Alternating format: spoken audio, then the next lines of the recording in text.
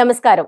మారుతి అనుగ్రహం కార్యక్రమానికి మీ అందరికీ స్వాగతం, సుస్వాగతం. ముందుగా ప్రేక్షకులందరికీ క్రోధినామ సంవత్సర శుభాకాంక్షలు.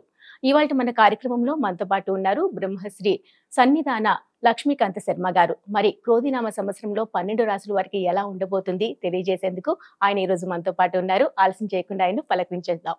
నమస్తే గురుగారు. నమస్కారం అమ్మా. జై గురు దత్తాత్రేయ. కుంభరాశి వారికి ఆదాయ వ్యయాలు ఎలా ఉన్నాయి గురుగారు? క్రోధినామ సంవత్సరంలో కుంభరాశి వారికి 14 ఆదాయం, 14 ఖర్చు. రాజ్యపూజ్యం 6, 1 అవమానం.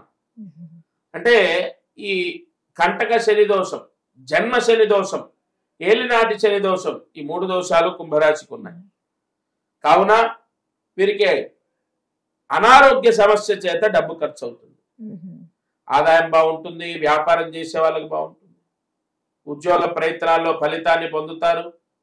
చతుర్థ గురువు పెద్దగా ఫలితాన్ని ఇవ్వనప్పటికీ కూడా ఈ శని స్వక్షేత్రం మూల త్రికోణం కావడం చేత వీళ్ళకు ఆదాయం బాగానే ఉంటుంది, పర్వాలేదు, వ్యాపారం బాగుంటుంది, ఉద్యోగ ప్రయత్నాల్లో శుభ ఫలితాలు కలుగుతాయి. స్థలం మారుతారు, ఇల్లు మారుతారు, ఉద్యోగం మారుతారు, లేదు ఏదైనా నూతన ప్రయత్నం చేస్తారు, సక్సెస్ అవుతారు. ఏలినాటి శనిలో కూడా బాగానే లాక్కొస్తారు, కానీ అనారోగ్య సమస్య చేత డిస్టర్బ్ అవుతారు. అనారోగ్య సమస్య చేత చదువులో భంగం, అనారోగ్య సమస్య చేత ఎగ్జామ్స్ రాయలేరు, అనారోగ్య సమస్య చేత ధన నష్టం.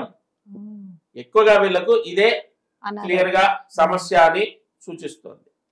మరి ఈ అనారోగ్య సమస్యను అధిగమించాలంటే ఏం చేయాలి? కుంభరాశి వారు క్రోధినామ సంవత్సరంలో ఈ చిన్న ప్రాయశ్చిత్తాన్ని ఆచరిస్తే అనారోగ్య సమస్య, గ్రహ దోషము తొలగిపోతుంది.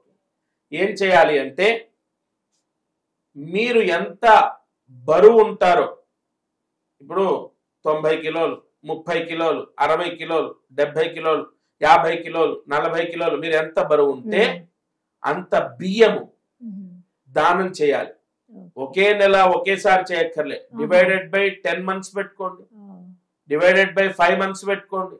మీకు స్తోమత ఒకటే లేదు అని కాదు, అందరికీ ఉంది. ఇవాళ వాడే చెప్పులు 600-700 ఖర్చు పెడుతున్నామండి మనం. ఎవ్రీ పర్సన్ ఒక మొబైల్ చూసుకుంటే ఎవరి చేతిలో ఉన్న మొబైల్ తీసుకున్న 20,000 తక్కువ లేదు. కాబట్టి లేవు అని కాదు, కానీ ఆ మనసు రావాలి. సడన్ గా మనకున్న కమిట్మెంట్స్ ద్వారా వాళ్ళు ఎంత బరువు ఉంటారో అన్ని కిలోల బియ్యము మీరు దానం చేయాలి. డివైడెడ్ బై 5 పెట్టుకోండి, 10 పెట్టుకోండి, మీ ఇష్టం. ఇప్పుడు 40 కిలోలు ఉన్నారు, divided by 10, every month 4 kgs ఇస్తే సరిపోతుంది. ఇది ఎంత బ్రహ్మాండమైన ఫలితాన్ని ఇస్తుందంటే, కుంభరాశి వారు క్రోధినామ సంవత్సరంలో పూర్తి అనారోగ్య దోషం, ఏలినాటి శని దోషం విముక్తి అవుతుంది. ఈ పరిహారం చేయాలి. ఎవరికి చేయాలి? మీకు సమీపంలో ఉన్న దేవాలయంలో అర్చకుడికి దానం చేయాలి. ఇక్కడ బ్రాహ్మడికే దానం చేయమని ఎందుకు చెప్తామంటే, ఇతరులకు కూడా ఇవ్వచ్చు, కానీ అది డొనేషన్ అవుతుంది. డొనేషన్ అనేది పుణ్యాన్ని ఇస్తుంది, దానం అనేది పాపాన్ని హరిస్తుంది. వ్యత్యాసం చాలా ఉంది. దేవస్యత్వ సవితు ప్రసవే అశ్వినోర్ బాహుభ్యాం.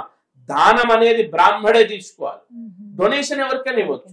ఒక దాన్ని ఏమంటారు, ఏదో చారిటీకి ఇవ్వచ్చు, ఒక అనాథ శరణాలయంలో ఇవ్వచ్చు, ఎక్కడైనా అన్నదానం జరిగితే ఇవ్వచ్చు. అది ఏం చేస్తుంది? పుణ్యాన్ని ఇస్తుంది, బట్ పాపాన్ని తీసే వ్యత్యాసం ఉంది. గుర్తుపెట్టుకోండి. పాపహరణం కావాలి ఇప్పుడు మనకు, పుణ్యం కాదు. మనకు అన్ని బాగున్నాయి, నేను రాజుని దానం చేస్తాను, 10 దేవాలయాలు కట్టిస్తానంటే అది పుణ్యం. బట్ ముందు అసలు మనకు పాప దోషం ఉంది కదా, పరిష్కారం కావాలి. దానికి ప్రాయశ్చిత్తము బ్రాహ్మడికి దానం చేయటం. తప్పకుండా ఈ పరిహారం చేస్తాను. ధన్యవాదాలు గురుగారు. నాకు తెలిసిన మేరకు నా స్వామి దత్తుడు పలికించిన వాక్కుని మీకు అందిస్తున్నాను. ధన్యోస్మి. జై గురు దత్త.